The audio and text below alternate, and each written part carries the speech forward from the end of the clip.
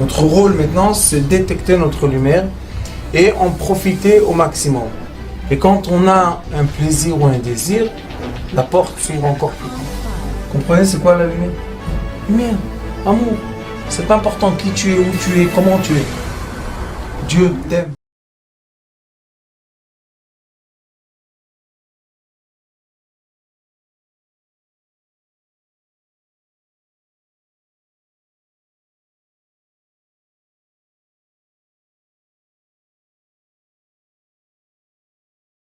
Est-ce que l'être humain est fautif ou l'être humain n'est pas fautif? C'est une question qui est très très profonde. La raison pour laquelle cette question est profonde est le positionnement de l'être humain pendant son parcours sur Terre. Quand, malheureusement, l'être humain est critiqué, accusé, jugé, etc., qu'on le veuille ou qu'on ne veuille pas, après un certain moment, après une certaine période, les paroles extérieures commencent à pénétrer l'être intérieur et on commence à avoir la culpabilité qui est une punition loin, loin, loin de la science de l'âme. C'est l'inverse de la science de l'âme. Se culpabiliser, c'est le contraire de la vie. Le créateur du monde, quand il a décidé de créer ce monde-là, la seule raison pour laquelle il l'a fait, c'est parce que il est écrit dans les livres de Kabbalah, dans le début de Etz Chaim, qui est le livre de base du Ari Akadosh. Dans les débuts, ça s'appelle Shar HaKlalim, c'est pour étudier les premières règles de la compréhension de la Kabbalah. Il est écrit comme ça.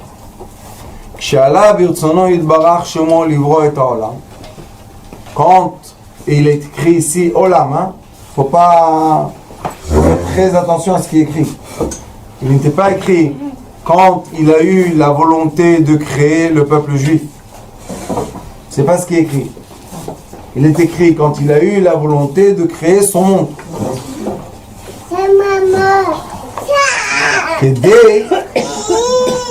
Et la seule raison pour laquelle il a créé le monde, c'est les étis, les bois. La seule raison est de faire du bien à ces créatures. Non, les brouhaha. Les gens qui l'a créé. Non, à sa création. Donc, la volonté céleste est que la création soit quelque chose qui est positif, quelque chose qui est agréable, quelque chose qui est en valeur. La raison de la création est la valeur de l'être humain. Et non pas, chas v'shalom, diminuer les créations. C'est pas la volonté. Ve'yakiru gdulato. Et pourquoi il a fait ça? Pour qu'on puisse reconnaître sa grandeur, sa splendeur. Maintenant, quelle est la raison? Il a créé son monde pour les tigres, les bois, qu'il y ait du bien. Le bien, on a dit tout à l'heure tov, vous vous rappelez, on a parlé du tov.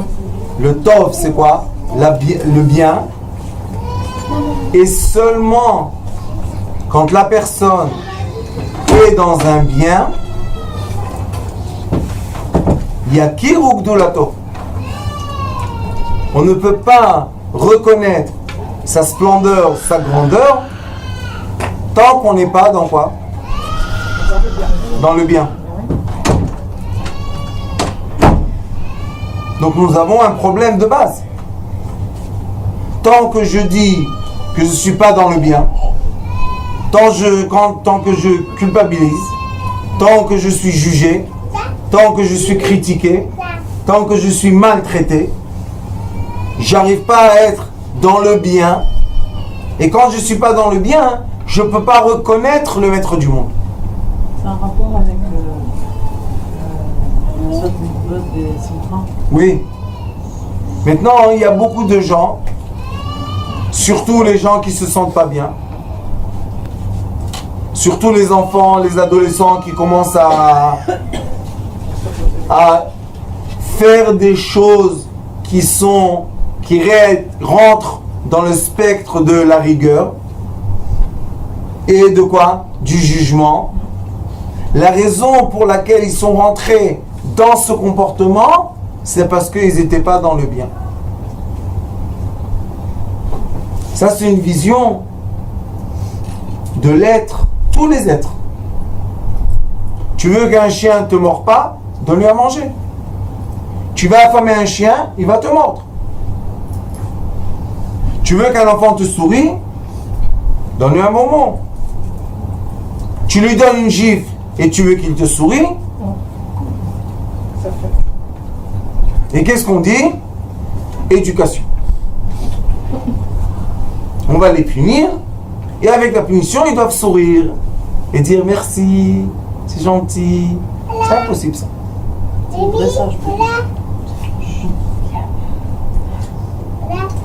Il y a Kirou, qu'est-ce qu'ils doivent reconnaître? La grandeur d'Akadosh Baruch Hu. La grandeur du Créateur. Et pourquoi j'ai besoin de reconnaître la grandeur du Créateur? Qu'est-ce que grand Créateur, il a créé l'univers entier, d'où je comprends quelque chose dans ces... Qui peut mesurer le poids d'une étoile? On peut penser qu'on mesure, mais elles sont dans l'air, alors quel poids elles ont? D'un côté, ils n'ont aucun poids, d'un côté, ils ont un poids. Quand une poussière d'étoile pénètre l'atmosphère, ça s'appelle astéroïde. Et si malheureusement ça touche la Terre, Météo. mais qu'est-ce qu'on dit? Météo. Ça n'a aucun poids. Quand est-ce que c'est un poids? Quand ça s'approche de la Terre. Et si ça touche la Terre, alors décide. Et que ça a un poids, ça n'a pas un poids. Ça a une force, ça n'a pas une force. Et quand on voit qu'une poussière d'étoiles, rien du tout, une petite pierre dans l'univers, s'approche de la Terre, elle efface Tel Aviv, Netanya, Ashdod en fraction de seconde. Ah, les gens disent, oh, quelle puissance! Le Créateur veut qu'on reconnaisse sa puissance, non pas par la rigueur. Et ça, c'est l'erreur de l'être humain de base. On va voir tout à l'heure pourquoi l'être humain de base a eu cette erreur. Il dit, Vizku. Vizku en hébreu, c'est ils vont avoir le mérite. Liot merkava lemala. Et quand une personne reconnaît la splendeur de son Créateur, elle est capable d'être quoi? D'être la calèche qui contient ce savoir.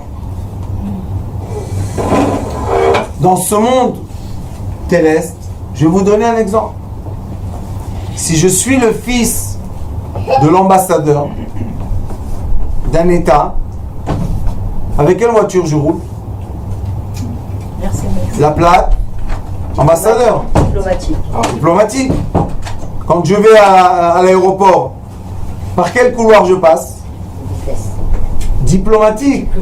On n'a pas le droit de te faire checking, rien du tout. Tu passes, tu viens. Je rentre dans un hôtel où je vais, dans les suites directes. Qui tu es? Rien du tout. Tu es un petit morceau de chair. Oui, mais je suis le fils de l'ambassadeur. de l'ambassadeur.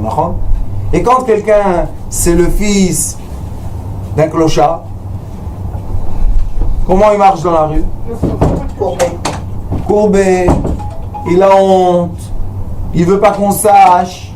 C'est pas la finesse. Laisse-la. Quelle est la différence entre les deux? Est-ce que la différence est quelque chose de réel ou la différence c'est quelque chose d'imaginaire? C'est de l'imagination. Alors il dit, tu dois être le chariot céleste, de avoir le contenant de quoi? De cette connaissance que tu es l'enfant du Créateur. Si je suis le fils de la force qui a créé l'univers, c'est un peu plus que d'être le fils d'un ambassadeur. C'est sûr. Ouais. Alors maintenant, on va se poser une question. Et si je suis le fils d'un clochard, est-ce que je peux être le fils de l'ambassadeur, de Créateur? Oui, sûr. Pourquoi? Parce qu'à ses yeux, nous sommes tous ses créations. Si on est tous ses créations, nous sommes égaux. Et dit un des sages de la Chassidoute, et vous savez qu'est-ce qu'il dit? Vous regardez comme ça. Grand, petit, gros, mince. Lui, il nous regarde comme ça. Nous sommes tous des petits points. Points, on est des points. Il aime tous les points.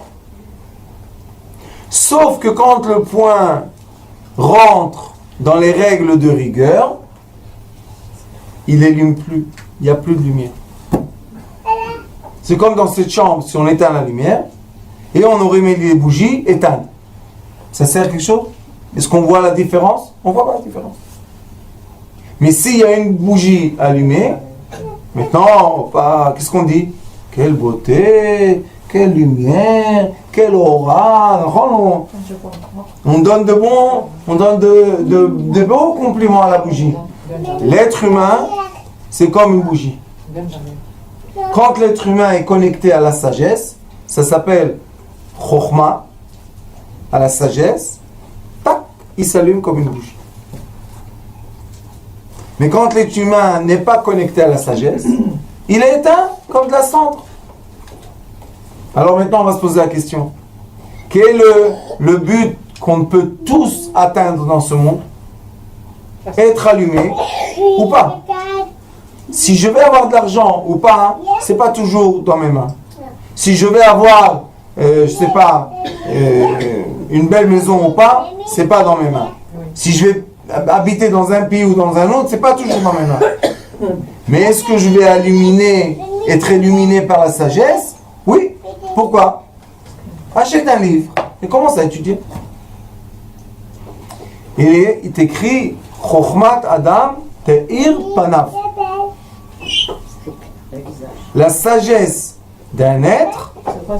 Et regardez qu'est-ce qu'il est écrit. Chokhmat Adam. Je précise ça. Qu'on parle tout le temps de l'être et non pas de telle religion ou l'autre. Parce que cette sagesse, c'est la base de la vie. Après, chacun va grimper où il veut grimper. Mais la base de la vie, il est écrit Chokhmat Adam, la sagesse de l'être, Te'er Panav, va éliminer son visage. C'est exactement comme la bougie. Quand j'ai allumé la bougie avec laquelle j'ai allumé, c'est éteint.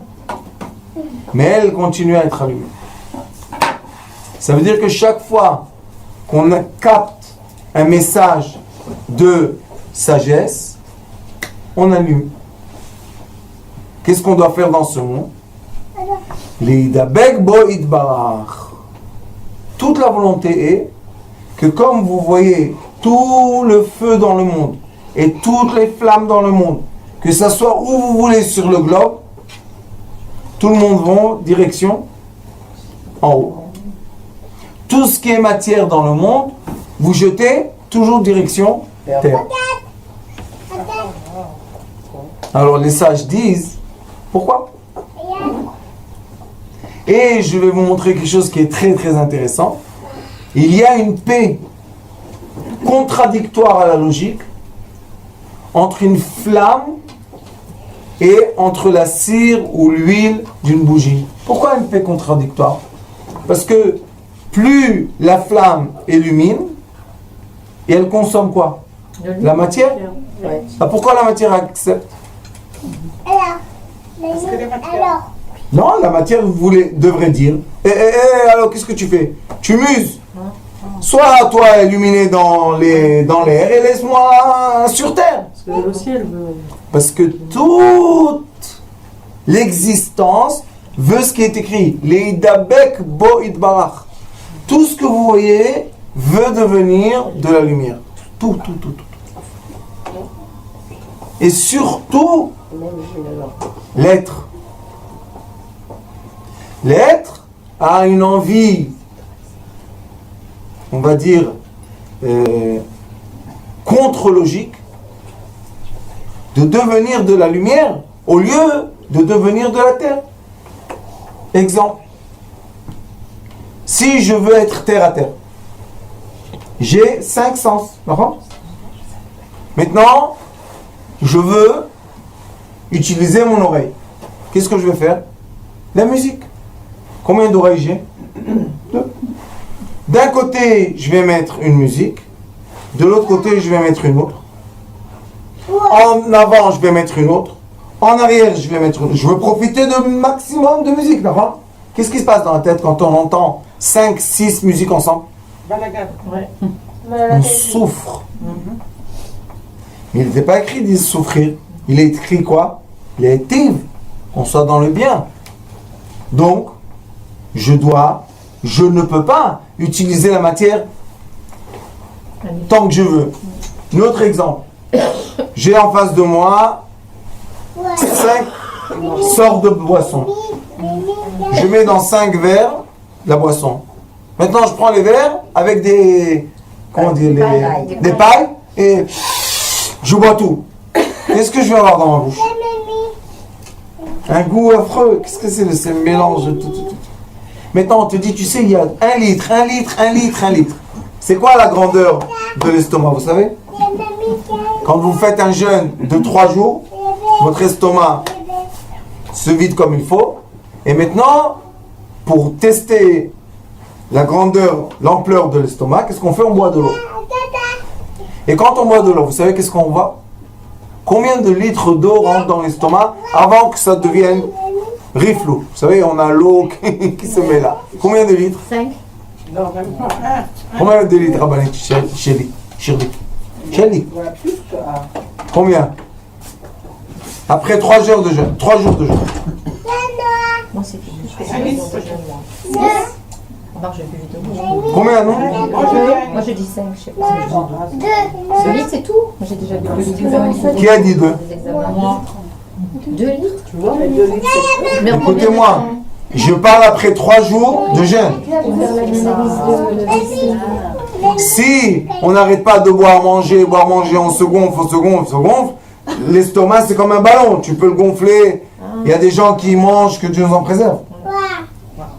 Mais si on veut savoir c'est quoi l'ampleur de l'estomac, on jeûne 3 jours, nuit et jour, l'estomac est vide comme il faut, on boit, et à un moment, on a l'eau dans la gorge, on ne peut plus boire. Donc on a l'ampleur de l'estomac, 2 litres, 2 litres et demi. Maintenant la personne, elle veut profiter. Les tifs, non? C'est pour profiter. Maintenant je veux profiter, mon estomac. Yallah. Un plat de spaghettis, un plat de riz, un plat de trucs, de l'entrecôte, à un moment, qu'est-ce qui se passe? Ça rentre plus. Il s'énerve. Quoi? Je veux profiter. Mon fils. Et vous savez qu'en France, c'est étonnant, mais il y a des restaurants, je m'excuse de parler comme ça, ils mangent. Ils ont un seau, ils vomissent tout pour remanger. Oui, parce qu'ils veulent profiter. Les Romains faisaient ça. Les Romains, ils faisaient ça. Oui, pourquoi? Parce qu'ils veulent profiter au maximum. Mais qu'est-ce que tu profites? C'est la boulimie. Non. La boulimie, c'est tu manges, je lui laisse le manger. Ah oui. Eux, ils vomissent. C'est l'anorexie. Ouais. Anorexie. Mais les anorexiques, ils... Oui, mais les anorexiques, ils veulent rien manger. Voilà, c'est ça. Eux, ils mangent, ils boivent du vin, ils mangent, ils s'explosent. Yallah. Ah, comme c'est bien. On leur donne de l'eau, ils rincent la bouche, tout va bien. Et là, on recommence.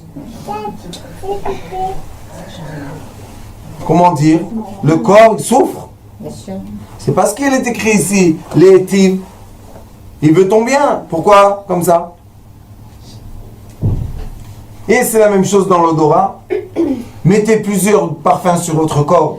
On reçoit un mal de tête, un vertige parce que ça fait la nausée, parce qu'il y a trop d'odeur. Et la même chose, c'est dans le toucher. Toucher une personne, faites un massage. Vous savez, on fait une personne un massage. Combien de temps une personne peut supporter un massage? 1 heure. Disons que c'est un bon viveur, 3 heures de massage. 3 heures. Mais après 3 heures, il ne peut plus supporter le massage. Eh, touche pas! Qu'est-ce qu'il y a, mon fils? Profite, le toucher. Qu'est-ce qu'il y a? On voit que dans l'aspect physique, il y a des limites. On ne peut pas profiter de l'aspect physique sans fin. Alors il dit que la volonté céleste de tout est pour le bien de l'être. D'accord? On va rentrer dans l'histoire du premier être, du Adam Arishon. Et après vous allez comprendre pourquoi toute cette histoire est reliée à Hanouka. Le premier être, Akadosh Baruch Hu, qu'est-ce qu'il a dit? Il a dit, regarde, je vous ai donné le paradis. Pourquoi il dit? Où tu es?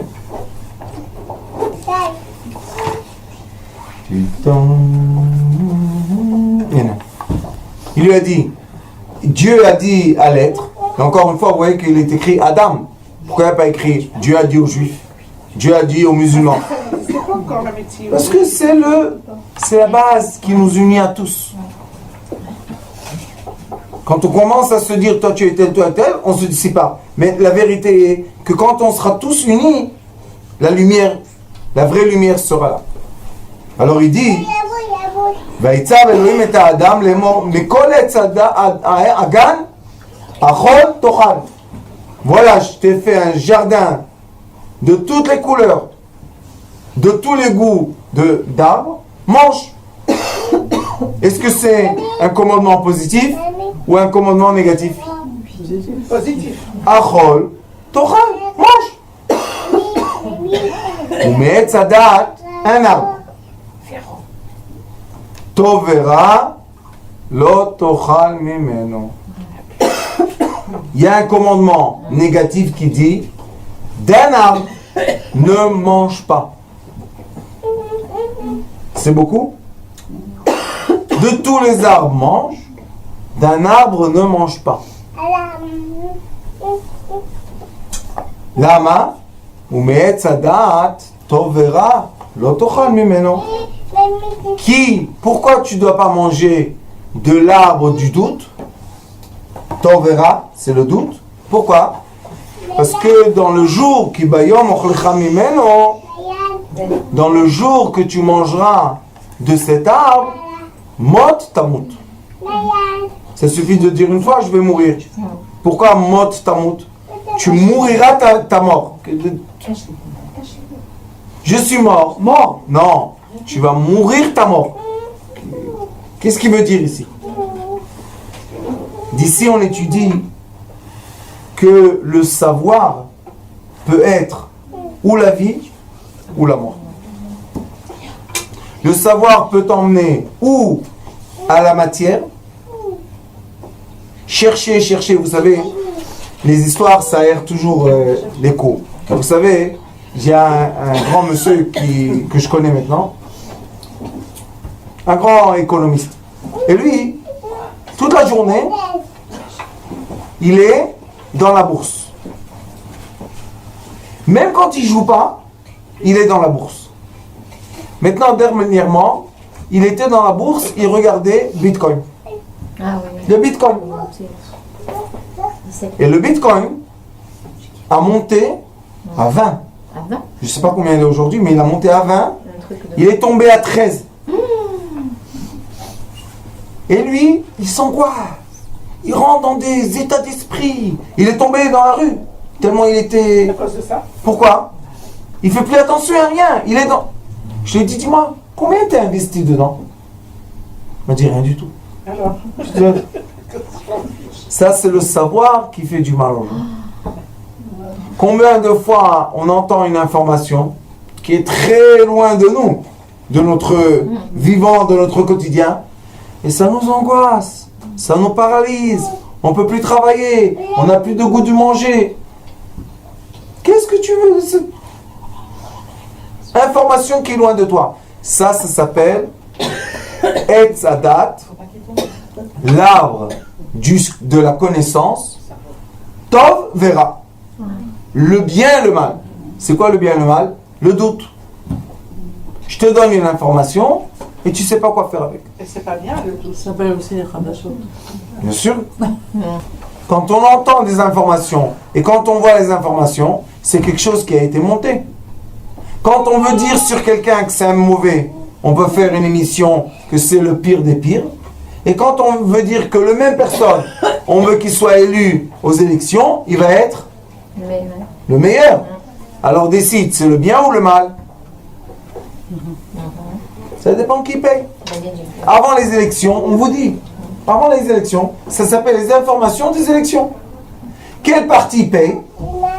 C'est la partie qui va être aimée par les informations. Mais les informations, ça doit être quelque chose qui est objectif. ça l'est plus. Ça fait beaucoup d'années que c'est plus objectif. Tu vas voir ici. Ici, n'en parlons pas. Ils n'arrêtent pas de se créer chacun son truc d'information. Donc, ça s'appelle Etz Hadat, Tov Vera. Et comme l'homme, l'être, il s'appelle Kia Adam, l'être Etz Hasadeh, et un arbre. Maintenant, on peut comprendre ce qui est écrit ici. Il est écrit, tu sais, tu peux être tous les êtres, tous les arbres que tu veux. Mais tu peux aussi être l'arbre du doute. Et le doute, c'est une barrière entre nous et, vous vous rappelez ce qui est écrit dans le Etzraïm, les tiv et le bien. Ça, c'est le doute. Mais le doute était à l'extérieur alors, Eh oui. au départ. Et regardez qu'est-ce qui s'est passé. Il a dit à Kadosh Baruch Hu, c'est pas bien d'être tout seul, etc., etc. Mais, après ça, il y a le serpent qui a parlé avec eux. Avant que le serpent parle avec l'homme, vous savez qu'est-ce qu'il est écrit? C'est écrit, c'est pas Vayehu Shneem Arumim. L'homme et la femme étaient nus. Vélo idboshishu. Pourquoi tu dois me dire qu'ils étaient nus et ils n'avaient pas honte les uns des autres? Pourquoi il faut l'écrire? Parce que la punition, ça a été les habits. La punition, ça a été les habits. Non, parce que ils étaient la dans- punition, c'était qu'ils ont de... Vas-y, vas-y. Ils ont de Exactement. Exactement. C'est quoi la punition de l'être? D'avoir honte de ce qu'il fait. Pourquoi on sait ça? Au début, Vélo et Bochechou, ils n'avaient pas honte. Pourquoi ils n'avaient pas honte? Parce qu'ils n'ont pas mangé le doute. C'est comme un bébé. Vous le laissez sans habit. Il pleure pas. Non, Il a Ça peur, le gêne non? pas. Il a pas peur. non, pas quand il a froid. Ah. Juste comme ça. Vous voyez les petits, vous les mettez. Ils ont pas en Afrique, ils sont tous comme ça. Non, ils ont pas honte. Ils ont l'habitude. Alors, la question est, quelle était la punition de l'être? Regardez. Et le serpent aussi était Arum. C'est quoi Arum en hébreu? Nu. Nu. Mais tu as raison. Tu as raison. Il était quoi? sur noir. Ça veut dire que il était déshabillé, mais il avait une mauvaise intention. Il était déshabillé lui aussi. Arum? Et avant- Arum, Ramaïs, pareil. Non. Non. Armoumi. C'est, il était sournois. Il était. Armouri. Maintenant, qu'est-ce qu'il a fait? Il leur a dit, lui qui était déshabillé et eux déshabillés, il a commencé à les tenter. Il voulait les emmener jusqu'où? C'était quoi son but? Qui mange quoi? Le doute. Et dès qu'ils ont mangé le doute, qu'est-ce qui s'est passé? Regardez. Regardez. Va tipakachna. Oh, viens ici, viens. Comme ça, ceux qui voient la vidéo, ils comprennent c'est qui fait tellement de bruit. Voilà. C'est bon? Oui. Bisous.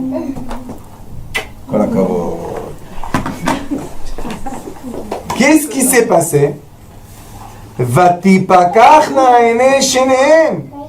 Ils ont ouvert les yeux. Quoi, ils n'avaient pas des yeux ouverts avant? Comprenez qu'est-ce qui s'est passé? Ils ont mangé le doute. Et après, ils ont compris qu'ils Et maintenant, ils sont devenus piqueurs. C'est quoi piqueur? Intelligence. Quelle sorte d'intelligence? Ils ont ouvert les yeux. Ça veut dire quoi ouvrir les yeux? Et avant, ils n'ont pas ouvert les yeux. Comment il leur a montré les armes? Parce qu'on a vu, ils ont commencé à voir autre chose. Veidou, et tout d'un coup, ils ont la connaissance qui a roumi même. Tout d'un coup, ils sont rentrés dans une connaissance. Aïe, aïe, aïe, aïe, aïe, je suis nu. Quel est le problème? Tu es nu. Tout le monde était nu. Tous les animaux autour d'eux étaient nus. Jusqu'à aujourd'hui, les animaux n'ont pas d'habits. Alors, quel est ton problème? Non? Vaïtferu aletena, biasou chagurot. Tout de suite, ils se sont couverts avec les endroits intimes. Maintenant, de ce que je vous dis, je viens de vous lire jusqu'à maintenant, nous avons, comment dire,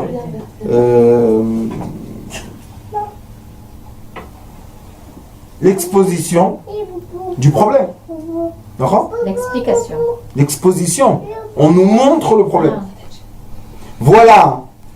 Il y a un arbre qui va te rendre soucieux. Tu vas avoir deux pensées. Tu vas avoir le oui et le non. Ne le mange pas. Pourquoi? Ça va te tuer. Qu'est-ce qui va me tuer? Quoi? J'ai mangé d'un fruit. Quoi? C'est pas le fruit. Tu vas avoir honte de ce que tu dois pas avoir honte puisque tu as été créé comme ça. On a été créé sans habit. Vaishmeu, ils ont entendu. Et kol Hashem Elokim mitalech bagan. Ils ont entendu le son de Dieu. Question. Quand il leur a dit mange des fruits, et après il leur a dit ne mange pas du fruit, ils entendaient ou ils n'entendaient pas? Ils entendaient, d'accord? Alors pourquoi tout d'un coup tu me dis ici, ils ont entendu Dieu? Bien sûr qu'ils ont entendu Dieu. Qu'est-ce qui s'est passé? Ils ont entendu avec l'arbre de la connaissance du bien et du mal. Qu'est-ce qu'ils ont fait tout de suite? Vaïtrabe à Adam, veishto, mipnei Hashem Elokim. Où ils se sont cachés? Dans l'arbre. Betoch haetz. Hoppa. Tu viens de manger l'arbre interdit? Oui. Tu entends Dieu? Oui. Où tu te caches? Pensez logiquement. Je me cache où c'est interdit ou je me cache dans une grande, dans une... Betoch haetz agan. Dans l'arbre, ils se sont cachés. Ça, c'est une image de nous. Quand nous, on a une compréhension qu'on fait quelque chose de mal, ça nous enfonce dans l'arbre du mal. C'est l'éducation qu'on doit recevoir de cette histoire. De quoi? De l'être. Quand on dit à un être tu es mauvais, il va s'enfoncer dans le mal. Quand on dit à un être tu es acquitté, il n'y a pas de problème, tout va bien, peut-être il va sortir de là. D'accord? Qu'est-ce qu'il fait à Kadosh Baruch Hu? Eux, il est écrit qu'ils ont mis des ceintures. D'accord?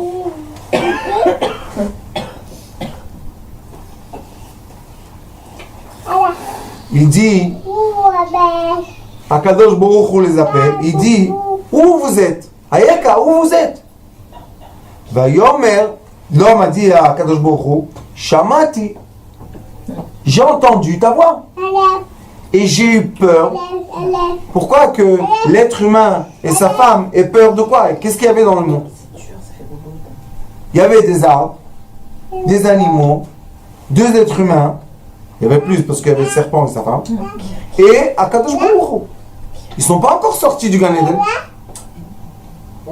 Alors il dit, Vaïra, pourquoi j'ai eu peur? Parce que j'ai vu qu'Erom Anochi, j'ai vu que je suis nu et je me suis caché de toi. Est-ce qu'on peut se cacher de Dieu? Alors qu'est-ce qui s'est passé? Qu'est-ce qui s'est passé? Eux, ils ont eu peur. Eux, ils se sont cachés.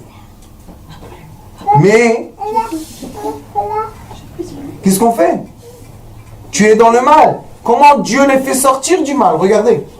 Vayomer, il a dit à Kadosh Baruch Hu, qui t'a dit que tu es nu? Ata, aminaetz asher tziviticha chalta. Est-ce que tu as mangé le mal? Vous comprenez comment Dieu a fait? Il a dit, mais qui tu as dit que tu es mal? Comment on dit à un enfant? Pourquoi tu penses que c'est pas bien ce que tu as fait? Peut-être c'est bien. Non, c'est pas bien. Il se punit, il se fait du mal, il s'enfonce dans le mal. Mais nous, qu'est-ce qu'on doit lui dire? Qui t'a dit que c'est du mal? Peut-être c'est pour le bien. Quoi pour le bien? Ce que j'ai fait, tu me critiques et tout, c'est le bien? Si on ne va pas lui dire que c'est du bien, comment on va le faire sortir de cette... Vayomer Adam, il a dit la femme que tu m'as donnée, la femme a dit le serpent, tout le monde a dit. Écoutez ce qu'il fait.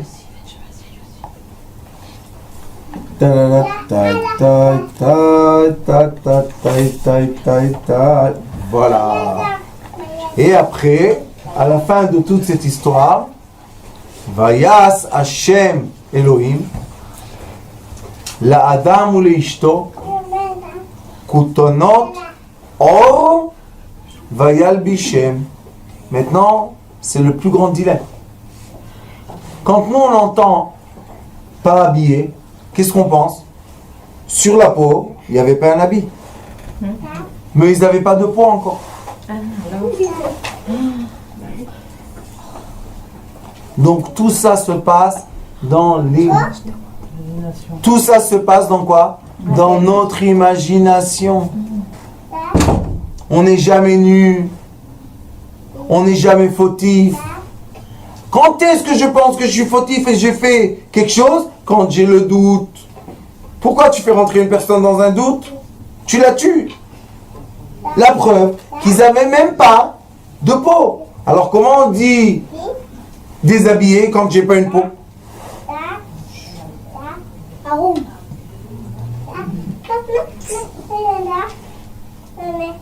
Vous comprenez un peu qu'est-ce qui s'est passé ici? Au début de la création de l'être, sa lumière, avant qu'il devienne Bassar Vadam, avant, déjà il y a eu le problème des différences de conscience. Et l'être, c'est penser fautif. En se pensant fautif, il a dit j'ai peur, je me cache, j'ai la crainte, j'entends le mal. Alors, qu'est-ce qui se passe? Qui veut ton mal? C'est le serpent qui voulait. Moi-même. On ne peut accuser aucune personne dans ce monde de nos craintes, de nos pensées négatives, de notre conduite négative. Personne, sauf nous-mêmes. Et nous-mêmes, quand on est lié à la lumière, qu'est-ce qu'elle fait? Me'at minao, un peu de lumière, qu'est-ce qu'elle fait? Elle chasse beaucoup d'obscurité. Qu'est-ce que c'est l'obscurité? L'ignorance. Parce que la lumière, c'est la sagesse. Donc, si je suis sage d'un peu, je chasse beaucoup d'ignorance, et maintenant je suis quoi? Je suis comme une flamme qui se reconnecte à quoi? Ici, il y a une connexion déjà. Si vous allez approcher votre main, la chaleur, elle est déjà là. Où est la bougie? Elle est là. Non, la chaleur, elle est déjà là. Qu'est-ce qui s'est passé? Il y a la connexion invisible. Et la connexion invisible, le Ari Akadosh dit que c'est l'amour. Pourquoi la connexion invisible, c'est l'amour? Parce que la force qui attache les gens, c'est l'amour, d'accord? Mais si une personne, elle est en Amérique, et sa femme, elle est en France, est-ce qu'ils s'aiment? Oui. Oui. C'est pour ça qu'ils veulent se connaître. Yada, connaître. Mais s'il y a une personne en Amérique qui ne connaît pas une personne en France, il ne sait rien du tout. Nous aussi, la même chose. Si on est connecté, on le sait, on le connaît, on est connecté avec lui. Mais si on ne le connaît pas, si on n'allume pas notre conscience, on n'a aucune connexion avec lui. Maintenant, il a dit, vous vous rappelez dans le Etzraïm, si tu es connecté à moi par la conscience, tu vas reconnaître le bien. Mais si tu es déconnecté à moi, à la conscience, tu ne verras pas le bien. Et je vous parle encore, Adam, être. Je ne parle pas de connexion, oui, 3 fois par jour, non, 5 fois par jour, chacun son truc. Mais à la fin, pourquoi les gens veulent prier? Vous avez pensé? Pourquoi la prière? Et vous savez que la majorité du monde est croyant. Oui. Il y a des études, sauf en Israël, c'est le seul pays où les gens se transforment en non-croyants. Mais même ici, quand il y a un problème, une guerre et tout le monde est mais tout le monde se connecte. Pourquoi on se connecte? Parce qu'on a peur de quoi? De l'inconnu.